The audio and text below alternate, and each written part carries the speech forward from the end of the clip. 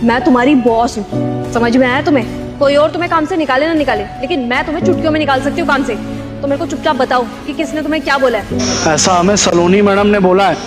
उन्होंने कहा है कि अपने 12 घंटे का ड्यूटी ऐसे धूप में खड़े रह के करना पड़ेगा, और अगर ऐसा हमने नहीं किया तो आज पूरे दिन का दिहाड़ी मरेगा, और अगर पूरे दिन का दिहाड़ी मरेगा तो पूरा 1 महीने का हमारा सैलरी नहीं मिलेगा हमको। सलोनी ने? सलोनी लेकिन तुम्हें ऐसा क्यों बोलेगी? दिमाग खराब है क्या? उसको तो मैंने कोई इस तरीके के ऑर्डर भी नहीं दिए कि किसी को खड़ा करो धूप में और फिर वहां पे इससे ड्यूटी करवाओ। अरे हमें काम करवाना है, किसी को टॉर्चर थोड़ी करना है हमें। दरअसल मैडम ऐसा करने के लिए ना हमें सलोनी मैडम ने कहा था। अरे उनका कोई निजी काम था, हमने मना कर दिया। समोसे मंगवा रही थी हमसे। अरे हम क्या है, हम यहाँ के चौकीदार है ना, हमारा काम चौकीदारी करना है, आते जाते लोगों पे निगरानी रखना है। लेकिन हमसे अपने पर्सनल काम करवा रही थी, हमने मना कर दिया तो चिढ़ गई, हमें उल्टा सीधा बोलने लगी।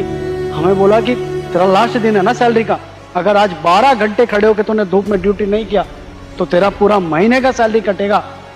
मैडम हमने उनसे दरख्वास्त भी की, हमने कहा मैडम ऐसा टॉर्चर मत कीजिए, एक तो हम बहुत ज़्यादा परेशान है पहले से ही, हमारा बच्चा बीमारी से जूझ रहा है, अस्पताल में भर्ती है, हमको तो एडवांस भी चाहिए और आप हमारा सैलरी मानने का बात कर रही हैं।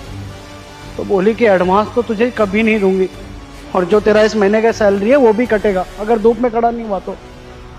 अब मैडम मजबूर है, क्या करें, हमारा बच्चा बीमार है इसलिए काम करना पड़ रहा है, वरना कब का छोड़ देते। वही मजबूरी का फायदा उठा रही है हमारा। अरे बच्चे के लिए एक बाप आग पे चलने के लिए तैयार हो जाए तो फिर ये धूप क्या है, खड़े हो गए। लेकिन जब धूप सहन नहीं हुआ हमसे तो इधर उधर देखे तो ये गाड़ी खड़ा था, इसलिए गाड़ी के नीचे छुप गए कि ताकि थोड़ी देर छांव मिल सके। अगर हम इसके नीचे नहीं लेटते ना मैडम तो शायद चक्कर खा के गिर सकते थे, कुछ भी हो सकता था, बस इसीलिए किया हमने ये सब। अच्छा, तो मेरे पीठ पीछे मेरे ऑफिस में ये सब चल रहा है, मेरे एम्प्लॉय को टॉर्चर किया जा रहा है। देखो जतिन, सलोनी ने तुमसे क्या बोला क्या नहीं वो मेरे को नहीं पता, लेकिन मैं तुमसे कह रही हूँ ना कि तुम्हारे लिए मैंने कैबिन बनवा रखा है, स्पेशल इसी वजह से बनवा रखा है कि कल को अगर तेज बारिश होती है, तेज धूप होती है, आंधी तूफान आता है, तो तुम आराम से अपने कैबिन में बैठ करके सब कुछ ऑपरेट कर सको।